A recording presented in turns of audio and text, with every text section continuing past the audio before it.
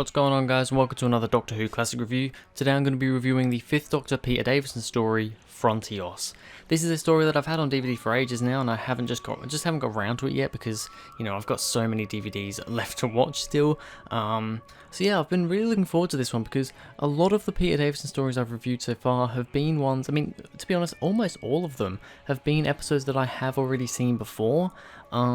So yeah, I'm finally getting to another story that I haven't actually seen before from the 5th Doctor's era. Frontios is one of those stories I've never seen it, so yeah, I was really interested to see what this one would be like because I have heard relatively good things about it. From what I've heard, it is one of the, you know, the better Peter Davison stories, so yeah, this is Frontios by Christopher H. Bidmead. An irresistible force draws the TARDIS to the barren surface of Frontios, where in the far future the last surviving humans cower amongst the ruins of their wrecked spacecraft. Under constant threat from lethal meteorite bombardments, few of the doomed colony members realize that the ground of Frontios itself opens up and devours the unwary. Not permitted to assist, the Doctor's attempt to leave is thwarted when the unimaginable occurs. The TARDIS is utterly destroyed. All the while, burrowing undetected below the planet's crust, sickening alien parasites prepare a gruesome and final fate for all humanity. So actually a really interesting back of the DVD there. It's one of the more detailed, more exciting sounding kind of synopsises on the back there. Yeah, this is a pretty interesting story. It really is, the setup and everything, and just the story all the way through. So anyway, without further ado, let's get started with the cast. Peter Davison as the 5th Doctor. Yeah, he's really good in this one. I really enjoyed Peter Davison's Doctor here. He definitely is the best in Season 21. This story is part of Season 21, towards the latter end as well. And yeah, his Doctor's just, I find him more interesting here. He's not quite as breathy as he was, especially in Season 19, you know, constantly, always breathing all the time. He is still a bit like that, but he's not as bad, and yeah, generally, I just really like his Doctor in this. He's interesting, he has some good stuff to do, he's got some good lines, and yeah, altogether, I'm just really liking the 5th Doctor on this one. I don't know why, there's just this feel of him in this story which, you know, I just really enjoy, and I like him very much. We've got Janet Fielding as Tegan Javanka, who is good in this. I mean, Tegan's not my favourite companion. I've said this before. She's okay in this. She's not bad. She's not good either, really. She's just kind of there doing things. The main companion of the story for me is definitely Mark Strickson as Turlough.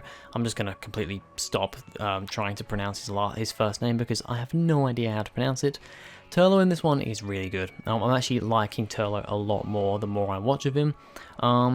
I just thought he was kind of this average sort of companion that doesn't really get talked about, but no, he's actually quite interesting. The fact that he's not from Earth and everything just makes it interesting to start with, but yeah, he has a big part of the story because his planet actually had a run-in with the villains of the story, the Tractators. He comes up with memories. He gets memories in his mind of things that happened when they took over his home world. So that's a really interesting thing with this story. It definitely adds a lot to the story and to Turlough's character. So yeah, for him it's a definite plus. Alright, so on to the good and the bad, starting with the good. The Doctor can't help but interfere, even when he knows he shouldn't. I love it when things like this happen, when the Doctor's like, I shouldn't interfere, this is not my place. In this one, for example, it is the fact that this is kind of a new human colony. You know, they've come off Earth because Earth's been destroyed or whatever's happened, and they've come to this new planet. This is where they're trying to start over again, basically. And he doesn't want to interfere with that because he doesn't want to interfere in the evolution of humanity, really. But he can't help, well, I mean, he can't help but interfere, because, I mean, you know, he does the whole thing of, yep, we're going to come here, but we're not really going to do anything, and then he starts, you know, talking to people, he starts talking to the Doctor, he starts helping out, but then he's like, I'm not actually helping out, and then, of course, when the TARDIS gets destroyed, he's kind of stuck there, so he just inevitably starts helping out, and I just love that about the Doctor, and, you know, throughout the episode, there's always moments of him saying to everyone, you know, I wasn't here, if anyone says anything, don't say anything to the Time Lords, I was never here. And I just really like that. I think it's just a cool thing with the Doctor and just his travels in time. Turlough scaring everyone with the hat stand was really funny, really silly. But now that I think about it, I'm a little bit confused about it. I mean, I guess these are humans from way in the future, way in our future. But at the same time, they don't know what a hat stand is. I was a bit confused. I've actually just kind of thought about that looking over my notes now. When I wrote this down, I thought this is funny. It's just a funny thing. He grabs the hat stand and he's kind of using it as a lethal weapon, and they're like, oh my god. And I guess it is a very old-fashioned looking hat stand.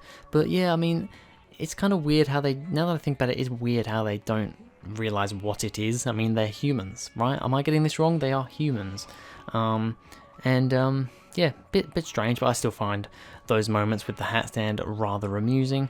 Turlo and Norna exploring the caves, really cool stuff. I really like the design of the caves in this. Actually, the sets are really nice. Altogether, the sets are quite nice, but the caves especially, I do find quite nice. They're very dimly lit and really creepy with those green torches. It reminds me a lot of kind of the Green Death, with the green in the caves and stuff underground.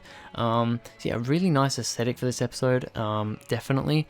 And yeah, just those moments of those two exploring through the caves, and then eventually the Doctor comes down to the caves as well, and then pretty much everyone ends up in the caves in the end. But yeah, really cool stuff down there.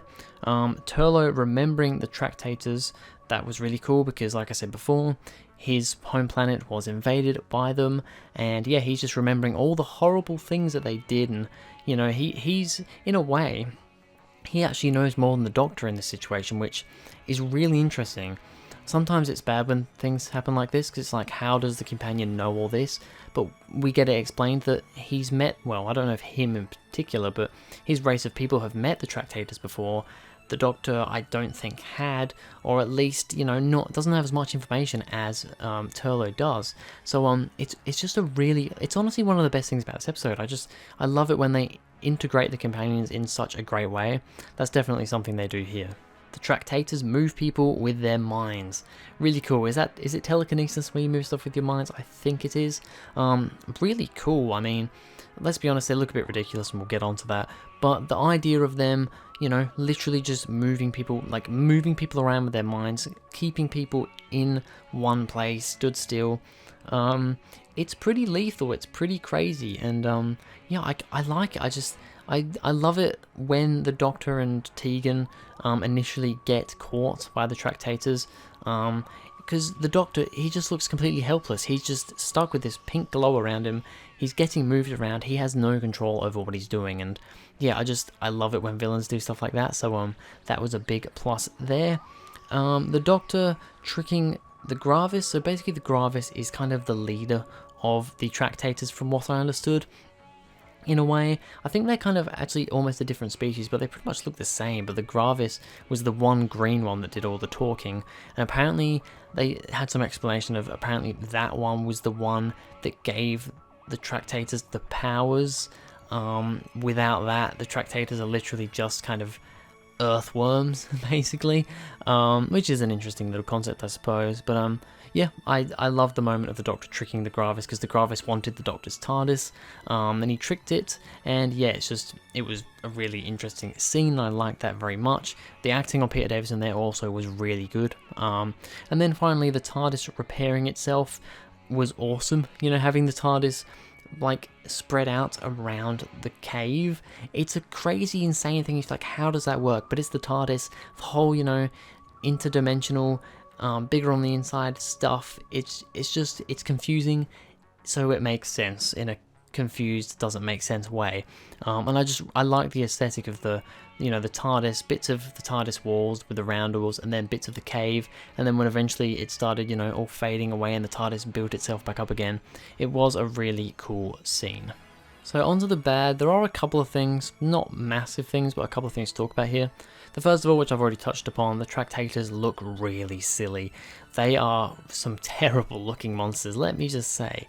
They're basically giant cockroaches, with flippers fins, and yeah, they look ridiculous. When they talk, they look ridiculous because their mouths don't actually open. It's just kind of a up and downy sort of weird thing, and they open, but it's just they look bad. They look really bad. So yeah, there's that. The only other thing is that this does feel like it starts very slowly. The last two parts, once the Tractators actually come into it, The pace builds up a bit more and it's more interesting, but I found the first two parts of this one to be a little bit slow. Wasn't really, I mean, a bit of build up here and there, but it just felt really slow for the first two parts for me. Apart from that though, this is definitely an enjoyable episode. So a rating for Frontios, I'm going to give it an 8 out of 10. I think this is a pretty good story. It is one of the better Peter Davison stories, that's for sure, that I've seen so far. So yeah, an 8 out of 10. I think it's quite above average. If it wasn't so slow at the beginning, I could maybe give it a bit higher, maybe like an 8.5. Yeah, it was a bit slow, and the Tractator's looking really rather crap, even for the time in some ways. I mean, they were so obviously, so obviously costumes. I mean, there's a lot of classic villains, classic monsters that look, it's obvious they are, suits, but at the same time, it kind of works around it, but these, no, it's just completely stupid. But yeah, I still give it an 8 out of 10 though, other than like a 7 or a 7.5, because there was interesting concepts in here with the stuff with Turlo especially. So yeah, an 8 out of 10 for Frontios. But anyway, that's going to be it for this video, guys. Thank you very much for watching. If you enjoyed, please go ahead, like and subscribe. Go down into the description, follow me on Twitter, that would be awesome. And I'll see you guys in the next video.